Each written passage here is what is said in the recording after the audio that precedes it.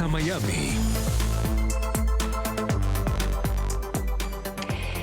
¿Qué tal? ¿Cómo están? Muy buenas tardes y bienvenidos a Club de Prensa Miami. Soy Alessandra Martín y les voy a estar acompañando en la próxima hora. En cuestión de días comienza el nuevo mandato de Donald Trump y con ello crece la incertidumbre entre los inmigrantes. El presidente electo planearía rescindir de la política de ICE que restringe los arrestos de inmigrantes en los llamados lugares sensibles, como por ejemplo iglesias, escuelas, hospitales o en eventos como funerales y bodas. Saludamos a esta hora a Tatiana Dangond, columnista, abogada y analista política desde Bogotá. Muy buenas tardes, Tatiana, ¿cómo estás? Muy bien, gracias por la invitación y aquí para hablar de los temas más importantes que nos esperan el año entrante. De hecho, Donald Trump ha designado al embajador de Estados Unidos en Colombia. De eso hablaremos más tarde. Pero ahora saludamos a Orián Brito, periodista desde Miami. Orián, ¿cómo estás, amigo? Hola, un placer estar contigo nuevamente y con toda la audiencia de Club de Prensa. Comenzamos hablando. Tatiana, ¿qué tan viable es el plan de Donald Trump de permitir arrestos de ICE en iglesias y hospitales? Bueno, desde la perspectiva legal es absolutamente viable. Es decir, el Departamento de Homeland Security tiene toda la posibilidad de restringir o de establecer normas a partir de las cuales se pueden dar arrestos, detenciones dentro de estos espacios si se trata de migrantes irregulares. Yo creo que el asunto acá central no es si esto es viable o inviable desde una perspectiva político-jurídica, sino tal vez cuáles serían las consecuencias que ello tendría para, sobre todo, la estabilidad de las familias, desde aspectos humanitarios, religiosos, incluso en materia de salud. Estamos hablando de que se harían arrestos posiblemente dentro de iglesias, que eso sin duda afectaría además un tema de respeto hacia las libertades religiosas, incluso afectaría pues un derecho fundamental de las personas a poder acudir a estos lugares. Y desde la perspectiva de los hospitales, que creo que es un tema sumamente complejo, implicaría además riesgos para la salud y mayores, si se quiere, preocupaciones para la comunidad. Estas medidas se han tomado precisamente para lograr que las personas asistan cuando tienen un problema, por ejemplo, de salud a los hospitales, sin miedo a que puedan ser detenidos o arrestados dentro de estos espacios. Así que también supondría, en cualquiera de los casos, posibles, si se quiere, altercados o más bien posibles riesgos en materia de salud pública, porque personas que pueden estar sufriendo una enfermedad y que se encuentran en un estatus no definido o irregular en materia migratoria, pueden, si se quiere, no asistir a estos espacios que son esenciales, no solamente para ellos, sino para la comunidad en la que se encuentran en general. Claro, ese es el riesgo, ¿no? Lo que acabas de decir, Tatiana, que los enfermos no vayan a hospitales o que los niños, por ejemplo, no acudan a las escuelas. Y esto, como bien decías, es legal, digamos, entrar a una iglesia y detener. Sin embargo, en 2011 se declaró esas zonas sensibles justamente por razones humanitarias y el gobierno federal tiene esa jurisdicción. Los agentes de ICE pueden ingresar a esos lugares sensibles para realizar arrestos en situaciones excepcionales, como por ejemplo un asunto de seguridad nacional o terrorismo, y si se trata justamente de un delincuente considerado peligroso, si existe un riesgo inminente de muerte o daño físico de una persona o una propiedad. Orián, a mí me gustaría preguntarte, ¿qué pueden hacer los gobiernos locales atendiendo, no sé, a ciudades como Chicago, San Diego, ciudades, las llamadas ciudades santuario, para prohibir ese accionar, el accionar del gobierno federal? Claro. Mira, hay un dato importante aquí, ¿no? Y es que se viene una situación bien complicada para las ciudades. ¿Por qué? Porque ya están amenazando a las ciudades que no cumplan con este tipo de medidas con cortar fondos, lo que podría impactar profundamente en la economía de dichas ciudades. Pero hay un dato además que yo creo que hay que resaltar, y es el papel de las organizaciones proinmigrantes, que en este momento van a jugar un papel fundamental en tratar de batallar en cortes cuando las decisiones sean consideradas ilegales, afuera del lugar, y que vayan en contra del derecho a los indocumentados que tienen para la asistencia médica y también para diversos trámites que no deben ser condenados, ¿no?, por esta nueva administración, a pesar de la amenaza y sobre todo de esa voz que fue muy firme durante su campaña electoral de Donald Trump, de insistir en esa lucha contra la inmigración ilegal, haciendo algunos comentarios que no fueron bien vistos por toda la comunidad, por supuesto, pero yo creo que en este momento hay que poner mucha atención, y estas organizaciones proinmigrantes, yo leí un trabajo hace poco de cómo se están organizando y daban un consejo que es fundamental tenerlo hoy. Es si usted está en Estados Unidos, si está en una condición de ilegalidad, en todo caso usted no tiene documentos, porque me gusta más usar ese término. Yo creo que lo importante es no caer en pánico, esperar que se tomen, que se conozcan a ciencia cierta estas medidas y asesorarse muy bien, tanto con abogados como con estas organizaciones que a todas luces van a brindarle a esa gente una alternativa para hacerle frente a lo que se pueda decidir y ejecutar. Justamente yo cuando vivía en Chicago, lo que decían mucho los abogados, donde se estima que viven aproximadamente 50.000 inmigrantes en situación irregular, era justamente tener un plan de familia, porque hay niños que salen de la escuela y de repente el papá o la mamá no les va a buscar porque ha sido ICE que los han detenido. Justamente, hablando de Chicago, Tom Homan, que es el exdirector de ICE, emitió una amenaza, diría yo, una contundente advertencia a esas ciudades santuario, como por ejemplo San Diego o Chicago, instándolas a colaborar con las autoridades migratorias o enfrentarán las consecuencias legales. Homan concretamente amenazó con empezar a deportar masivamente en la ciudad de Chicago. Vamos a escucharlo. Si el alcalde de Chicago no quiere ayudar, que se haga a un lado. Pero si nos pone trabas, alberga u oculta a inmigrantes ilegales, lo procesaré. Hablemos de eso, ¿no? De esa operación de deportación. Donald Trump la ha llamado la operación de deportación más grande en la historia de Estados Unidos. Tatiana, la verdad que estamos todos con esa angustia, ese miedo. Ahora Oriana hablaba de tener un plan, de no entrar en esa ansiedad, ¿no? Pero la realidad es que aquí los inmigrantes tienen miedo, ¿no, Tatiana? De ese anuncio, esa promesa electoral que hizo de deportación masiva, deportación más grande en la historia de Estados Unidos. Tatiana.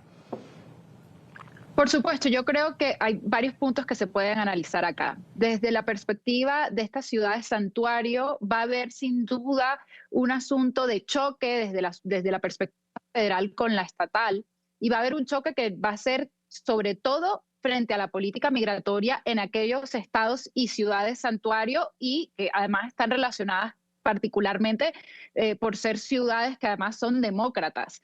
Entonces, sin duda va a haber un choque desde la perspectiva administrativa de cómo van a ser viables estas deportaciones masivas en estas ciudades. En el primer gobierno de Trump, esto no fue un tema tampoco, digamos, esto no es un tema diferente a cosas que también se presentaron en el primer gobierno de Trump, donde también hubo políticas frente a estas ciudades santuario, y esto conlleva dos cosas. Primero, que ya Trump advirtió que de cierta forma se hará una retención de esos fondos desde esos fondos federales que se destinen a esos estados o a esas ciudades. Esa será una. Y otra es una posible apertura de investigación o persecución judicial, si se quiere, a aquellos alcaldes que se opongan a estas medidas. Así que aquí vamos a tener un asunto que va a ser sumamente complejo, de choque desde lo estatal y desde lo federal, para aquellos que no quieran colaborar con esta política de deportaciones masivas. Ahora, desde la perspectiva humanitaria, que creo que es uno de los temas centrales, pues el gran reto está no solamente en buscar pues los a través de estas organizaciones, sino también buscar cómo, sobre todo, las personas que se encuentran en un estatus irregular de migración puedan acceder a ciertos beneficios o a ciertos programas que ya están establecidos en el ordenamiento jurídico y migratorio estadounidense. Hay diferentes programas. Yo creo que las personas tienen que buscar en estos espacios asesorarse cómo pueden acceder a estos programas para regularizar su estatus dentro de Estados Unidos, pero sin duda será un gran reto, porque no estamos hablando de un porcentaje menor de personas. Estamos hablando que solo en Illinois hay 400,000 personas en situación irregular y en California estamos hablando de 1.8 millones de personas. Así que sin duda habrá un reto humanitario inmenso y tendrá que haber también sin duda una interlocución con los países de orígenes o de origen de estas personas para que si se llegan a dar esas deportaciones, pues pueda haber también un plan en los países de origen para recibir a estas personas que sin duda van a llegar en una situación sumamente compleja. Claro, y justamente Tatiana, en relación a esa política migratoria de la nueva administración Donald Trump, el expresidente mexicano Vicente Fox estuvo ayer en Coral Gables, en el sur de la Florida, y aseguró que debía haber una política migratoria entre países, ¿no? No solo entre Estados Unidos y México, hablaba también entre Europa y África con respecto a los migrantes, para tratarlos con respeto, y dijo, y no a patadas. Vamos a escucharlo. Es una desgracia que no tengamos una política migratoria. Es un trabajo intenso que hicimos el presidente Bush, 43, y tu servidor. Y llegamos a conclusiones valiosísimas. Y se puede tener una política migratoria no solo entre México y Estados Unidos, no solo entre Latinoamérica y Estados Unidos, sino se puede tener entre África y Europa. Alguien tiene que hacer la tarea. Orián, ¿qué opinas de estas declaraciones? Y me recuerda un poco a lo que dijo en su día el periodista Jorge Ramos a la salida del debate presidencial, que decía, él que ha cubierto tantos debates presidenciales, decía, antiguamente en los debates presidenciales se hablaba de reformas migratorias, ¿no? De instaurar, de llegar a un acuerdo para una nueva política migratoria para dar respuesta a todas aquellas personas que llegan a este país en calidad de buscar una vida mejor o de supervivencia directamente, y ahora estamos hablando de otra cosa, ¿no? De deportaciones masivas. Orián, ¿qué opinas sobre lo que ha dicho Vicente Fox y qué es lo que se le viene a México con la nueva administración Donald Trump y con ese flujo migratorio que indudablemente implica esos dos países, ¿no? Estados Unidos y México? Bueno, hay una realidad aquí importante. Durante la administración Biden, a pesar de los esfuerzos que se hicieron, durante la primera etapa no se logró esa reforma que también se utilizaba como bandera de campaña. No hay el tema migratorio, yo creo que, y esto es una opinión muy personal, no logra un consenso porque cada partido quiere tener el protagonismo, ¿no?, de una solución que para algunos no lo es. Entonces es un tema bastante complicado. Ahora bien, en este momento, en el caso de México, fíjate que el presidente dice que el expresidente, perdón, es innecesaria una cooperación entre ambos países, pero en este momento lamentablemente yo no la veo posible, porque lo que hemos visto por parte del presidente electo Trump es amenazar a México con imponer aranceles en caso de que no tome medidas para frenar el flujo migratorio.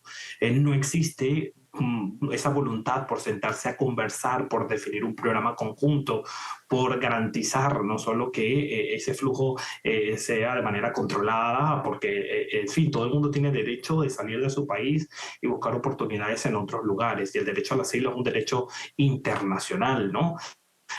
Humano, además, diría yo, porque creo que todos seres humanos que hemos tenido que emigrar por alguna u otra razón nos amparamos en esa búsqueda. Entonces yo creo que es importante en este momento ver que desde Estados Unidos yo creo que se van a tomar medidas mucho más pensadas desde la perspectiva republicana o del presidente electo Trump que desde la cooperación internacional, porque lo que ha visto es amenaza. Sí, hay que destacar además que se han hecho varios contactos. Trump conversó con la presidenta mexicana, pero la presidenta mexicana tampoco, sencillamente habla más bien de lo que es el consumo de droga en Estados Unidos, de imponer también aranceles, y en esa pugna o en ese debate político no existe la bandera de una solución y de un trabajo conjunto para frenar y enfrentar a la situación. Y por eso hemos visto en las últimas semanas cómo se han conformado nuevas caravanas que buscan llegar a Estados Unidos antes del 20 de enero.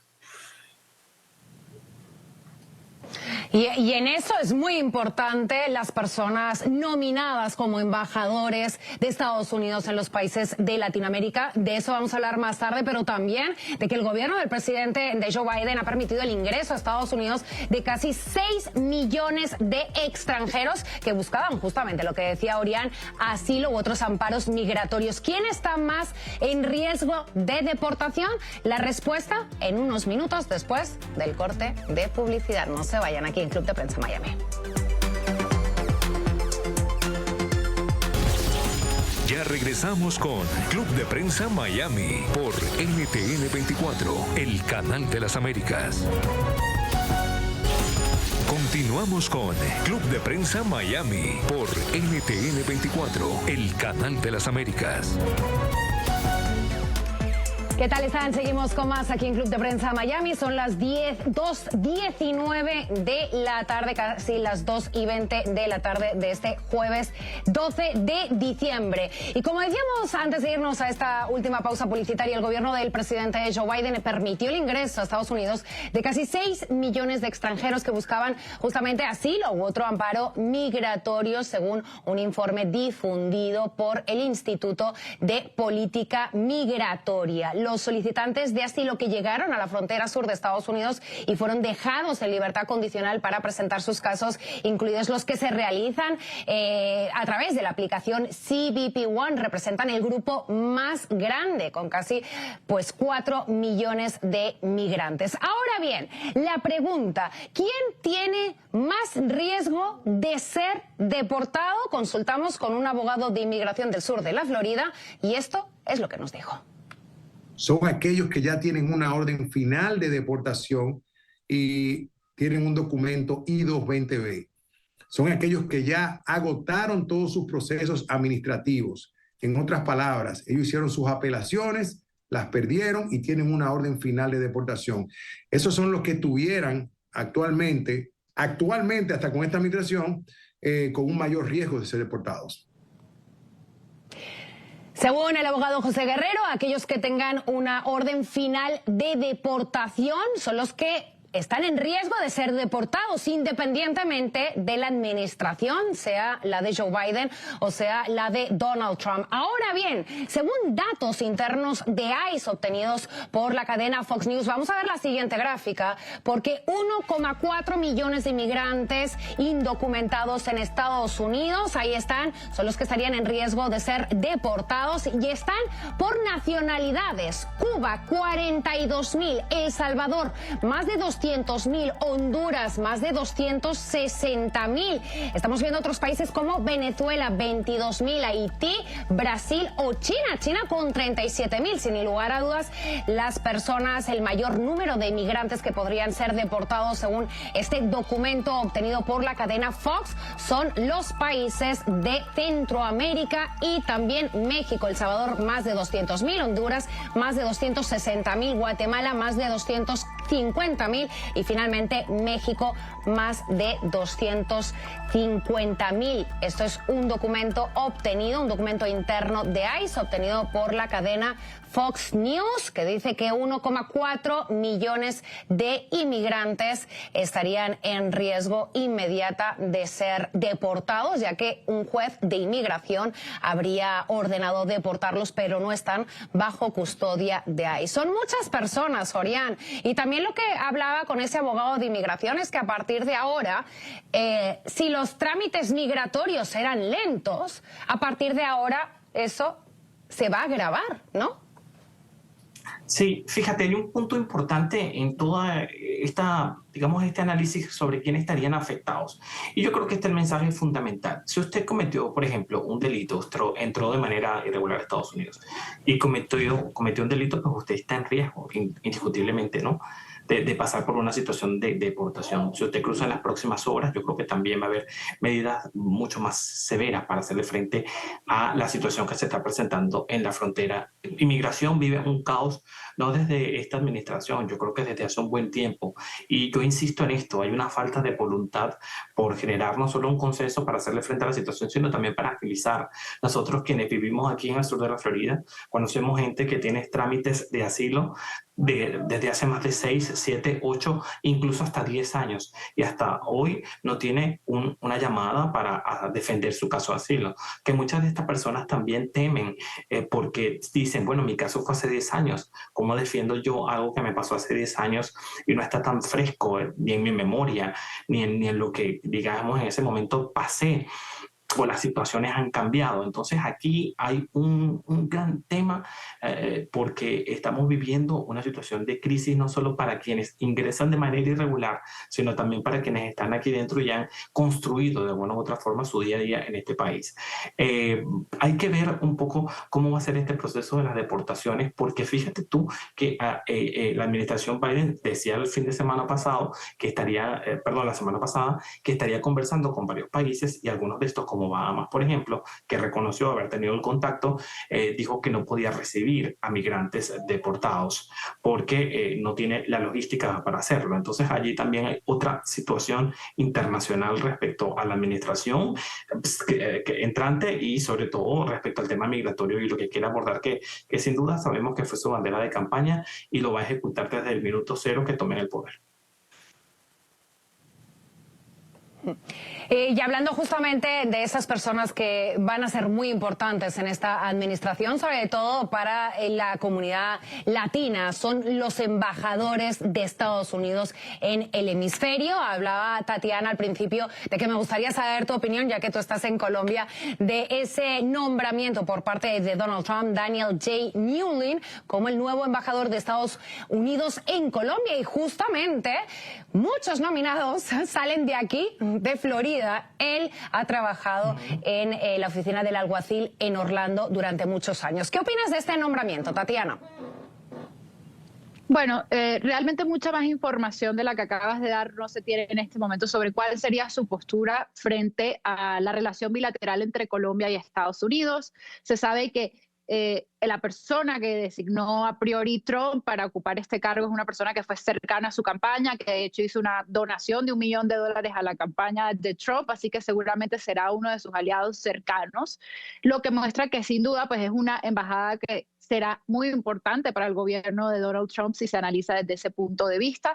Yo creo que los temas más importantes en la relación de Estados Unidos con Colombia, por supuesto, serán, además de los tradicionales, que es la lucha contra las drogas, una política sin duda migratoria que seguramente será mucho más restrictiva para los colombianos, pero también un tema que es central tanto para el gobierno de Colombia como para la visión de Estados Unidos, que es tanto la situación en Venezuela, que impacta directamente la realidad colombiana, y segundo, pues los procesos de paz que se vienen adelantando, la política de paz total con Colombia, y que seguramente contará con un menor apoyo desde la perspectiva de Estados Unidos, con una visión mucho más enfocada hacia una política de derecha dentro de Latinoamérica. Recordemos que en Colombia hay un gobierno de izquierda y la visión de Marco Rubio yo creo que es fundamental para analizar esto, y es, pues sus aliados principales serán aquellos que no estén cercanos a esas izquierdas latinoamericanas. Ahora, yo quisiera agregar sobre la pregunta anterior sobre este número de migrantes, porque tengo acá el dato. Durante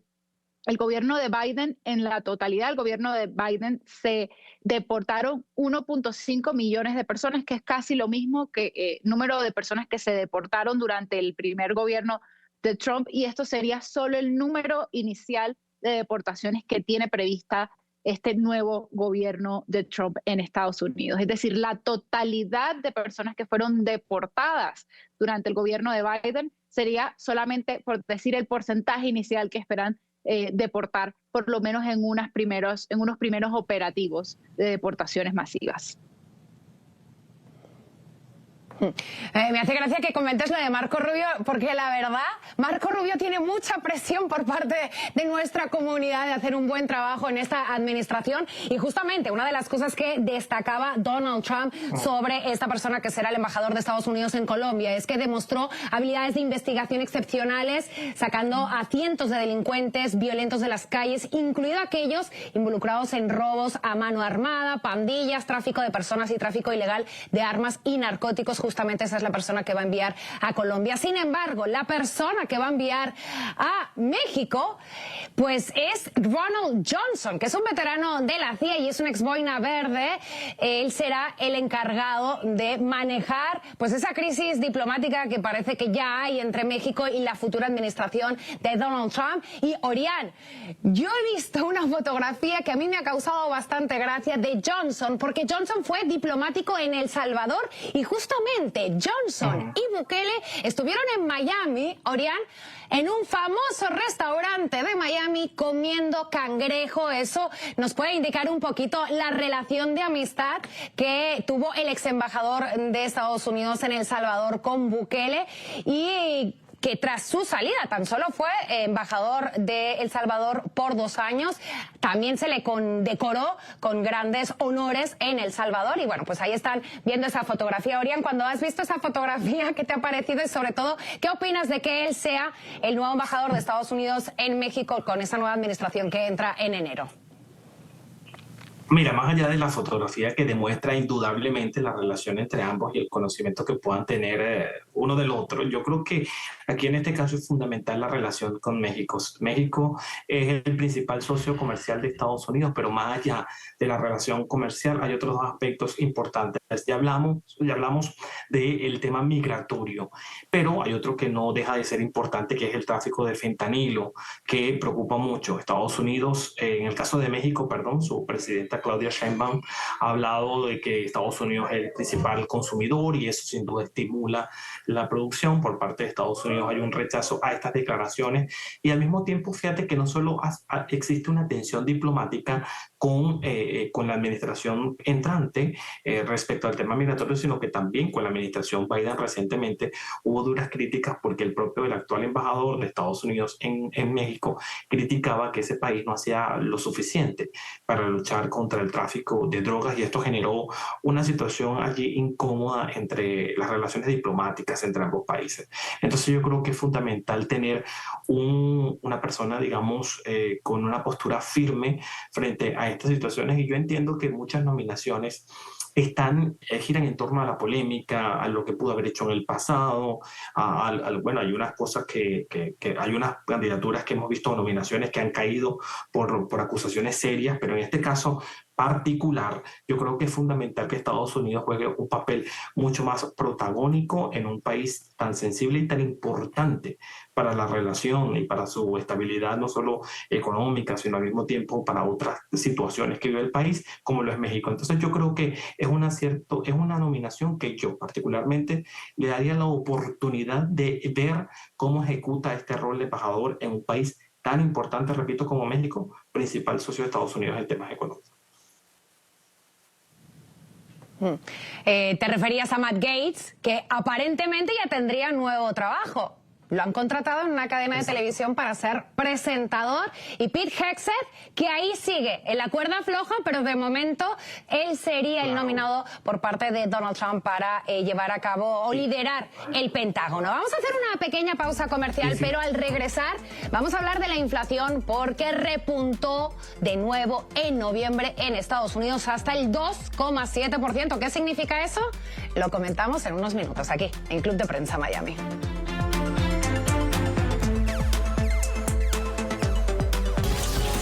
Ya regresamos con Club de Prensa Miami por NTN 24, el canal de las Américas.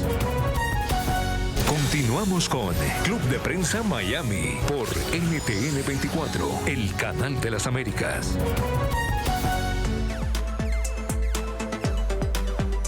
La inflación se resiste a bajar en Estados Unidos hacia el objetivo de estabilidad de precios del 2% tras conocer esos nuevos datos de inflación que ha repuntado de nuevo en noviembre en Estados Unidos hasta el 2,7%. Escuchamos lo que dijo este economista.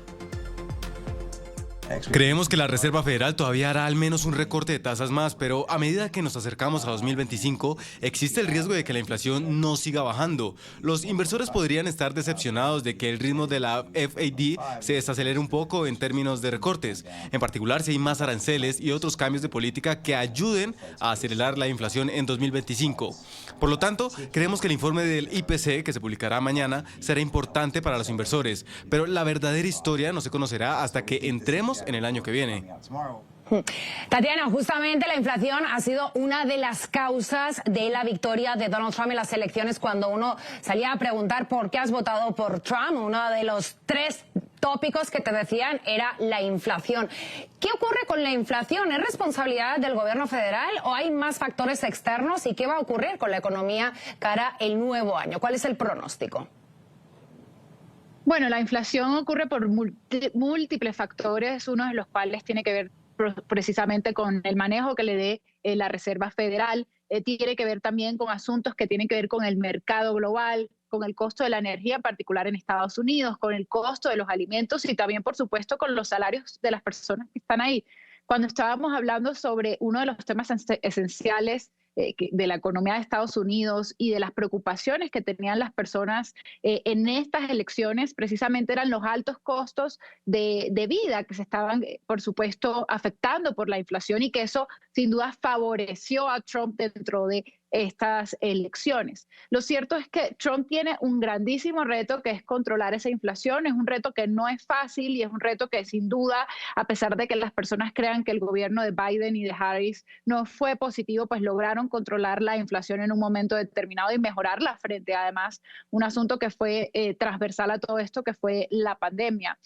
Por supuesto, yo creo que la preocupación sigue y persiste porque los costos de los alimentos pues siguen siendo mucho más altos de lo que era hace algunos años, pero también precisamente los salarios en Estados Unidos han subido y deberían de cierta forma entrar dentro de todo este análisis. Tal vez la buena noticia para el día de hoy es que Trump ha de cierta forma advertido que no habrá cambios en la Reserva Federal, en el chair de la Reserva Federal, que es como el presidente de esa Reserva Federal, y eso es muy importante porque esa independencia frente al gobierno es fundamental o ha sido fundamental históricamente para garantizar que se controle esa inflación. Es decir, la Reserva Federal siempre tiene que actuar de forma independiente al gobierno y de esta forma pues es una medida o un mensaje positivo por parte del gobierno de Trump frente a la inflación en Estados Unidos. Bueno, y ya para acabar, antes de despedirnos, me gustaría preguntaros, Orián, ¿qué opinas de este caso que nos ha tenido a todos en vilo, más enganchados que a una serie de Netflix? Estoy hablando del asesinato del CEO de United Healthcare, sobre todo porque ha sacado a la luz la rabia que tiene mucha gente en este país con el sistema de salud. Evidentemente, cabe aclarar, por si acaso, que nada justifica lo que este chaval ha hecho con esta persona, ¿no? Exacto, es importante empezar por allí porque es condenable además la forma en la que todo es decir, todos podemos tener situaciones respecto al tema sanitario en Estados Unidos, críticas, valoraciones, situaciones que nos tocan enfrentar, pero nada justifica una acción de este tipo. Lo que sí no tengo duda, y esto no lo digo en términos de, digamos, de subestimar lo que ocurre, es que esto da ciertamente para una serie de Netflix todo lo que el entramado que tiene el caso, cómo este chico llega, las armas que utiliza y los datos que han ido saliendo en las últimas horas, ¿no? Aquí te demuestra indudablemente, yo creo que todas las situaciones nos deben llevar a una profunda reflexión. Por ejemplo, cuando ocurre un tiroteo masivo en Estados Unidos, siempre abre la puerta al debate del uso de armas y que finalmente queda allí y no trasciende hasta que viene otro tiroteo y vuelve a aparecer el tema, ¿no? Y en este caso, ¿por qué lo hago referencia? Porque creo que es fundamental que esta situación tan terrible que ocurrió, pues lleve a una profunda revisión de los sistemas sanitarios. Para nadie es un secreto que aquí no solo el costo médico es altísimo, sino que al mismo tiempo lograr esa atención a veces logra ser un poco burocrática, ¿no? Increíblemente, ¿no? Y sin duda hay que estar muy atentos a los detalles porque no hay crimen perfecto, pero lo que no hay duda aquí es que este chico llegó al blanco que buscaba de una forma increíble. Sí, efectivamente. Justamente en Nueva York amaneció con más amenazas a otros CEOs de otras compañías, pósters que se han podido ver en la ciudad de Nueva York. Así que bueno, veremos a ver cómo acaba este caso, que la verdad que ha llenado titulares de todas las portadas, no solo de Estados Unidos, sino del mundo entero. Yo os quería felicitar las fiestas, por si acaso no volvemos a hablar, y el año, todo lo mejor para este nuevo año que comienza para todos nosotros. Tatiana Dangond, desde Colombia, desde Bogotá, columnista, abogada y analista política. Muchísimas gracias, Tatiana. Muchísimas gracias y bueno, los mejores deseos para estas fiestas, por supuesto. Y Orián, amigo, compañero de profesión y de territorio, te mando un abrazo enorme, te deseo todo lo mejor para este nuevo año. Sí. No, igualmente para ti, para todos. Yo no tengo duda que te lo voy a dar en persona dentro de poco, pero al mismo tiempo aprovecho para desearle a toda la audiencia que pásenlo en familia, disfruten, llénense de buenos momentos y proyecten con la mejor voluntad y energía el próximo año. Yo creo que eso es fundamental para que las cosas fluyan. Así que lo mejor para todos y para ti, por supuesto, y toda la audiencia. Y para que las cosas fluyan, un consejo es no hablar de política en las cenas familiares. Vamos a hacer una pequeña pausa comercial, pero enseguida regresamos con más, aquí, en Club de Prensa Miami. Ya regresamos con Club de Prensa Miami por NTN 24, el canal de las Américas. Continuamos con Club de Prensa Miami por NTN 24, el canal de las Américas. Un hondureño llegó a Estados Unidos en busca de una vida mejor. 40 años después, es ciudadano estadounidense y ha cumplido un sueño: crear su propia marca de ron. Él fue uno de los primeros hispanos en llegar a San Agustín, bien al norte del estado de la Florida, y la segunda ciudad más antigua de Estados Unidos, y que ha visto como en los últimos años ha incrementado su población latina. Veamos el informe. Pedro Daniel Rodríguez es un hondureño de 61 años que llegó a Estados Unidos en 1984 en busca de oportunidades. Durante años trabajó en construcción hasta que decidió mudarse a San Agustín, al norte de Florida, ya que consideró que era mejor para él y su familia. En aquel entonces, según el censo de 2010, había apenas 600 hispanos. 14 años después, representan casi el 9% de esta ciudad, la segunda más antigua del país. No tenía amistades hispanas, eran muy poquitos los hispanos que habíamos aquí. Hasta incluso buscar trabajo me costó duro porque no tenía amigos, no conocía a nadie. Pero hoy en día, gracias a Dios, la comunidad hispana, gracias a Dios tenemos de todo, tenemos restaurantes, tenemos comida de diferentes partes latinas, que hoy le doy gracias a Dios que en el supermercado hay tortillas y plátanos. Pedro Daniel fue el primer empleado de esta destilería situada en una fábrica de hielo restaurada a principios de siglo. ¿A usted cómo le llaman aquí? Day One Danny, porque fui el empleado número 1. Este hondureño fue contratado para la reconstrucción del edificio y con los años se convirtió en uno de sus destiladores. Y hoy día aquí lo que se hace es whisky, ron, ginebra y D. Rodríguez Ron. Hasta que le dieron el privilegio de crear su propio ron. Decidimos usar diferentes clases de melazas para llegar a un poquito el toque caribeño, un poquito el toque centroamericano de lo que es el ron de nosotros en nuestros países. Y decidimos experimentar y del experimento se logró. Cuando vio la primera vez su nombre, su bandera de Honduras, su fotografía en el reverso, ¿se emocionó? Yo creo que tanto como las amistades y mi familia se llenaron de un orgullo y algo de que es duro como hispano llegar a tener algo así.